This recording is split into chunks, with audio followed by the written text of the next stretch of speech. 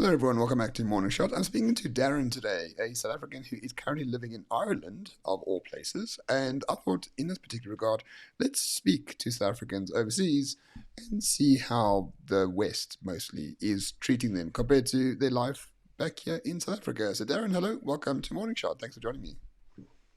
Hey Roman, yeah, thanks for having me on the morning shot. Excited to be here. The pleasure is indeed all mine. So, quick question. There's basically three questions I'm going to ask you.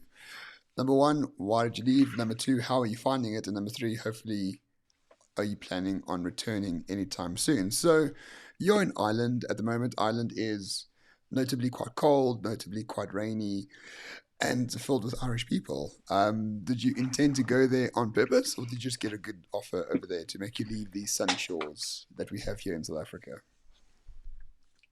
Yeah, I mean, you're correct on all fronts. I mean, let me just take you back to the beginning as to how and where this process started. So, my wife and I made a conscious decision that we were quite keen to work abroad for various reasons. The main reason was to get international working experience, to broaden our horizons, to take advantage of different career opportunities that we maybe weren't able to get in South Africa. And then the second other big reason is just to secure a different passport to having the South African passport, so that we've got options for the future as well. Should we want to have a family, um, it just gives you options, right? We know that if you want to travel anywhere on a South African passport, it's an absolute nightmare. You need a visa for everywhere except Ireland, ironically, which was getting to one of the reasons why we actually chose Ireland. So the process we followed was we literally drew up a list of countries, and it included the standard, the UK, Australia, Canada, the US, Ireland, etc. We were focused on going to a country where English was the first language, although when you live in Ireland, you wouldn't always say English is the first language because it is quite difficult to understand people from Ireland. Um, but we followed that. We went down the list and we looked at all the pros and cons of the different countries. And overall, Ireland came out tops. So English speaking, European or EU linked, fastest growing economy in Europe, even though they've got, you know, crap tons of debt that they're still paying off from the financial crisis in 2008.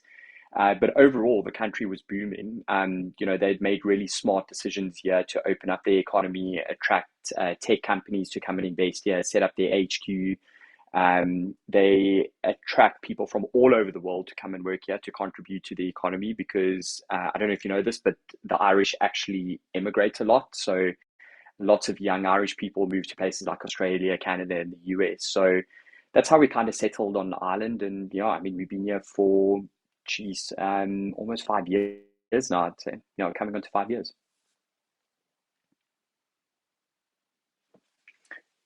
I think it might be on mute. I'll edit that. Embarrassing. Okay. I thought you were a podcaster, man. No, I am. I'm a professional. Trust me. Trust me. So, Darren, the South Africa that we both know, I think, is filled with warmth. Number one, warm weather. Number two, warm people. And number three, there's also, like, within the chaos of living in South Africa, there's a sense of there's always something interesting to see or something to talk about or whatever the case might be. I assume, and this is presumptuous, that Ireland is the sort of the opposite of that. It's cold weather, cold topics, and most importantly, how are the people in Ireland? Are you finding yourself assimilating with the Irish people or not really? It's really interesting, Roman. There's times where I absolutely love Ireland. I love the Irish people.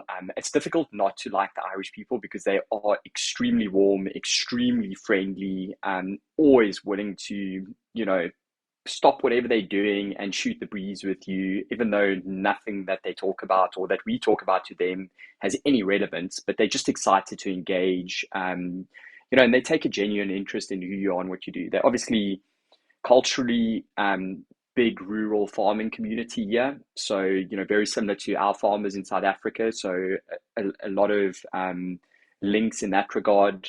We don't have Guinness in South Africa, but if you've ever had an Irish Guinness, there's nothing better. It's absolutely delicious. And then from a sporting perspective, rugby is a huge sport here for them. So it's really easy if you're into rugby and you're into that kind of stuff.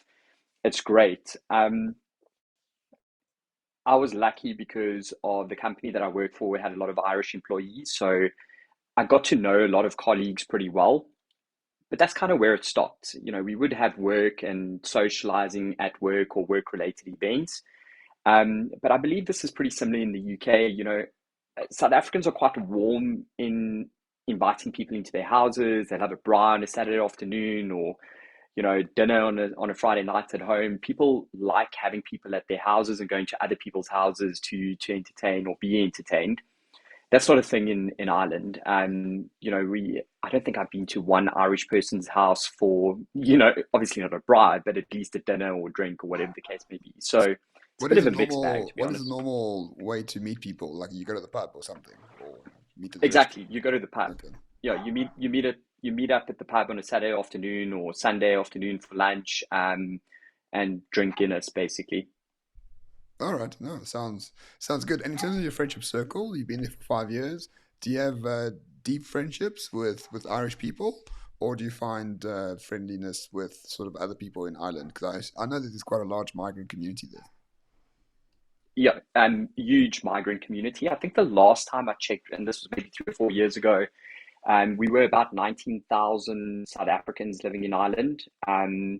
So fortunately or unfortunately, I've got a lot of South African friends here, and I think we just naturally gravitate to one another because we've got so much in common, right?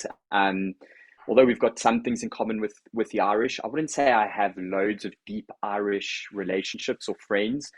Um, but I can probably count three Irish people that I'm pretty close to, that I would refer to as good friends. But predominantly, most of the friendship group is made out of South African expats that moved over here. All right. And when you speak to them, sorry, this is more than three questions that I promised you at the beginning, so my apologies. When you speak to your South That's fine. African friends, do they ever talk about South Africa? Like, what is the sort of the psyche of your South African friends in Ireland about South Africa? Is there a sense that they're glad that they left, or are they homesick? What is the feeling? Honestly, most of them are quite keen to return. Maybe not in the short term, but definitely in the medium to the long term, are quite keen to return to South Africa. There are a couple, maybe myself included, that could see myself doing another 5 year stint in maybe a different country in the US. As I mentioned to you, I've got no desire to go to Canada, Australia, or New Zealand, but Yeah, I'm something sure. interesting, maybe the Netherlands or something like that. The Terrible. Netherlands has Don't go great there. tax breaks. Yeah. Oh, I'm interrupting you. Netherlands is shit. No, I've been. It's rubbish. Don't go. yeah, no, I mean, I just, COVID taught us a lot about how countries deal, and handle crises, and looking at, what New Zealand did, Canada did, and Australia, they just like cut themselves off from the rest of the world, which has been proven not to be the right strategy. Ireland was pretty close to doing something similar, but logic. You don't use Irish and logic in the same sentence often, but that logic prevailed, and people sort of woke up to what was going on around them. But to get back to your question, I'd say 95% of my friends would be very interested in moving back to South Africa, definitely in the medium to the long term, and myself included. But I'm here for a goal, and that's to secure an Irish passport. And until then, I'm not planning on going anywhere. Yeah, and I'm very happy with people hedging their bets, right? Getting a second passport or getting work Yeah. experience somewhere else. I think that's a very good idea, and I'll never dismiss anyone for wanting to do that. What are the conditions? This is my final question, I promise. What are the conditions for South Africa to have for you to think that there is a future here for you and for your family and for your potential children in time to come? Any other government besides the ANC or the EFF. Even though when I lived in South Africa, we had a great life. Besides the couple of, safety issues that we had, or, the load shedding we had to deal with, or the shitty roads if you're anywhere outside of the Western Cape. But honestly, for me to really be excited about moving back to South Africa, we need a different, government, and we need a government that's focused on actually growing the economy, that changes some of the crazy ideologies that they have at the moment. We can't be a communist state, even though we probably are. We cannot, run a socialist state in a place like South Africa. We need economic growth to pull people out of poverty. It's just as simple as that. And until we have politicians and leaders in power that have that vision, and get over this race-based politics and ideology, I don't see myself moving back anytime soon or rushing back. If that changes, and let's say, the 2024 elections go great, is the purple cow running again or not? If they are and they win, I might be on my way home much sooner than expected. No, unfortunately not. We don't want to split the vote even more. Okay. True story. All right, but I think yes, I think these are just normal values that people want, right? You see a value in a country where you sort of expect your property rights to be protected. You can see some sort of Exactly. long-term economic growth, safety, and the nice thing about all those things is that they're really not difficult to create or to solve. South Africa, we just a bit have a bit of a retardation with socialism for the moment and for the last 30 years, but that can change in an instant very quickly depending on the conditions of the country, and I'm fairly certain that that will be the case in time to come. So, just a final thought from you: if the young people are watching this and they're like, I really feel like going somewhere else to maybe gain experience or, I don't know, find my soulmate. I don't know if you could find one in Ireland though. Would you recommend for especially like sort of young South Africans to maybe just give it a shot for 5 years or so, just find some work and live outside the country just to gain some experience or just to see another way of life? Absolutely. I think traveling or spending some time abroad, and it doesn't necessarily matter what country it is or where it is extremely enriching. You learn a hell of a lot, not just from a work perspective, but from a cultural perspective. I remember the first time I left South Africa, it was straight after university. I was on a flight to the UK. I remember driving around in the UK with basically my mouth hanging open. And I mean, it's not an impressive place, right? It's not really that beautiful, or there's no like crazy architecture or anything, or mountains. But just that different experience, I remember thinking back like how enriching it is to be able to have that. So absolutely, all young South Africans should at least some part of their life decide like I want to go abroad, even if it is a year or maybe 2 years. For me it was a bit different. I want that passport. But go and gather skills, go and develop things that you can take back to South Africa and that you can contribute to a successful society over there. I think it's super important. And hopefully bring those back to South Africa and contribute there. Exactly. Yeah, Yeah, fully agree with you. exactly. Mm. Darren, thank you for your time. I truly appreciate you coming on the show and talking about your experience. And hopefully, this will help some people decide if they want to go overseas for a little bit. But if you do go, please, those who are watching, don't go for a long time. We need you, back here. Brain drain is real. We need, brain. What's the reverse of brain drain? I have no idea. But anyway, Darren's Twitter handle Cool. is linked down below. So do follow him for more adventures from Ireland. And yeah, Darren, next time we speak, hopefully we can actually have a drink in person right here in South Africa. That'll be great. Yeah. Yeah. Thanks, Roman. Thanks for having me. Yeah, would love to have a cup of the morning shot coffee, or if you're ever in Ireland, let me know. Let's have a Guinness.